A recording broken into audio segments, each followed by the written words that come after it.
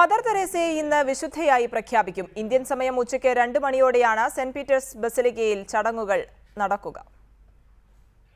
കരുണയുടെ വർഷത്തിൽ ലോകത്തിന് ത്യാഗത്തിന്റെയും സഹനത്തിന്റെയും മാതൃക കാട്ടിത്തന്ന മദർ തെരേസ ഇന്ന് വിശുദ്ധ പദവിയിലേക്ക്. അഗതികളുടെ അമ്മയെ വിശുദ്ധയായി പ്രഖ്യാപിക്കുന്ന ചടങ്ങുകൾക്ക് ഫ്രാൻസിസ് മാർപ്പാപ്പ നയിക്കുന്ന ദിവ്യബലിയോടെ തുടക്കമാകും. സെന്റ് പീറ്റേഴ്സ് ബസിലിക്കയ്ക്ക് മുന്നിൽ പ്രത്യേകം തയ്യാറാക്കിയ വേദിയിലാകും ഫ്രാൻസിസ് പാപ്പ നയിക്കുന്ന വിശുദ്ധ കുർബാന നടക്കുക. കുർബാന മധ്യേ മദർ തെരേസയെ മാർപ്പാപ്പ വിശുദ്ധയായി പ്രഖ്യാപിക്കും. കൊൽക്കത്തയുടെ വിശുദ്ധ തെരേസ എന്നായിരിക്കും പാവങ്ങളുടെ അമ്മ പിന്നീട് അറിയപ്പെടുക.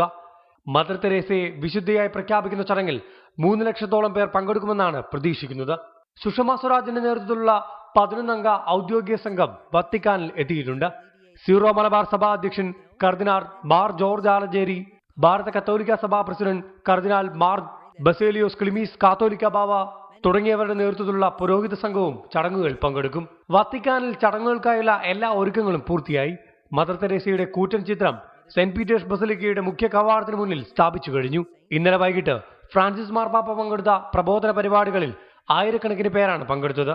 പ്രാർത്ഥനകളോടെ ഏവരും കാത്തിരിക്കുകയാണ് അമ്മയെ വിശുദ്ധയായി പ്രഖ്യാപിക്കുന്ന ആ ധന്യ നിമിഷത്തിനായി. News desk reporter.